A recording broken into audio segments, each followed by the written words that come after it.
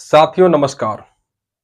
उत्तर प्रदेश समेत सभी राज्यों में राशन कार्ड धारकों का उसमें दर्ज सभी सदस्यों का यूनिट का ई केवाईसी अनिवार्य कर दिया गया है। लेकिन बीच में कुछ तकनीकी कमियों की वजह से, कुछ कोटदारों की मनमानी की वजह से ई केवाईसी नहीं हो रहा था। तो जिसकी सूचना मैंने आपको दिया था, लेकिन आज बताने वाला हूं आपको कि अब ई केवाईसी शुरू कर दिया गया है, साइट चल रही है, कोई तकनीकी कमी नहीं, गड़बड़ी नहीं है। यदि कोई नहीं कर रहा है तो उसकी मनमानी है, कोटदार की मनमानी है। तो ई केवाईसी अब शुरू है। आप लोग अपने गांव के, अपने नज़दीक के किसी भी कोटे की दुकान पर जाके ई केवाईसी करा सकते हैं। यदि अपने गांव में नहीं रहते हैं, कहीं बाहर रहते हैं, तो आप जहां रहते हैं वहीं पे ई केवाईसी करा सकते हैं।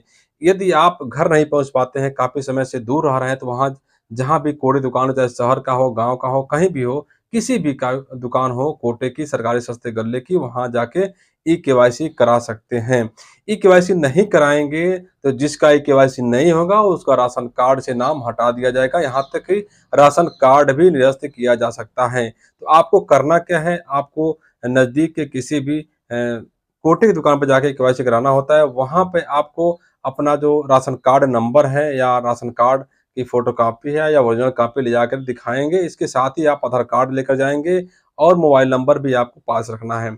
इससे वहाँ पे जाएँगे तो अंगूठा लगाएँगे, अंगूठा नहीं काम करेगा तो आँख से आपका रेटिना से लिया जाएगा, फेस से लेकर के आपका ई केवाईसी कराया जाएगा। लेकिन ई केवाईसी बहुत ही मस्ट है, जिसका नहीं होगा उसका निरस्त कर दिया जाएगा। इसके पीछे सरकार की मकसद यही है कि जिन लोगों की मृत्यु हो चुकी है या फिर जो लोग धनाढ्य हो चुके हैं, जो लोग अपात्र हो चुके हैं या जिस लड़की की शादी हो गई, अपने ससुराल चली गई है, अपने घर चली गई है और उसका नाम जो है राशन कार्ड से हटा दिया जाएगा।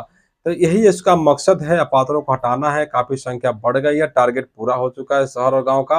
अभी बहुत से पात्र हैं जो छूट गए हैं, जिनका राशन कार्ड में नाम नहीं चढ़ पा रहा है टारगेट पूरा होने की वजह से। ऐसे लोगों को, ऐसे जो पात्र छूटे हुए हैं, इनका नाम बढ़वाना है, उनको मौका मिल जाएगा नाम बढ़वाने के लिए। जब अपात्र हट जाएँगे, जब लोगों का नाम कट जाएगा, जो अपात्र होंगे, जिनकी मृत्यु हो गई होगी, तो उसके स्थान पर जो पात्र बचे हुए हैं, छूटे हुए हैं, उनका नाम उसमें दर्ज किया जाएगा।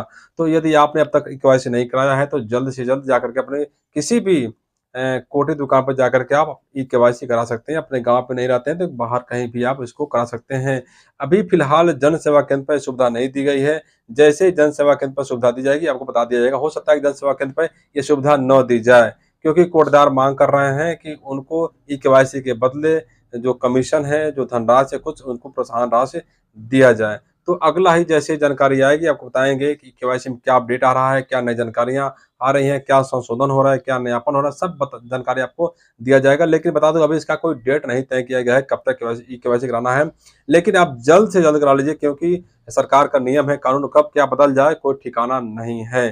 फिलहाल आप लापरवाही मत करिए, अपने गाँव के या किसी भी कोर्ट दुकान पर जाकर के ई केवाईसी आप करा लीजिए और इससे आप सेफ हो जाएँगे। आपका राशन आपके जितने सदस्य हैं उनको मिलता रहेगा। एक बात खास ये बता दूँ, यदि किसी के नाम और संबंध में कोई परिवर्तन कराना हो, तो उसको भी आप करा सकते हैं। मोबाइल नंबर चेंज कराना हो, अपडेट कराना हो, उसको भी करा सकते हैं। लेकिन इसके लिए क्या करना है कि परिवार का जो मुखिया है, उसको वहाँ पे जाना होगा। अन्य सदस्य इसमें अन्य अपडेट नहीं करा सकते हैं, केवल मुखिया ही करा सकते हैं। आपको जानकारी कैसी लगी? आपको और कोई जानकारी चाहिए तो हमें कमेंट्स बॉक्स में बताइएगा।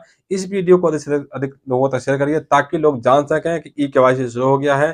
किसी बिचौलिए के चक्कर में न आएँ, अपना खुद जाकर केवाईसी कराएँ।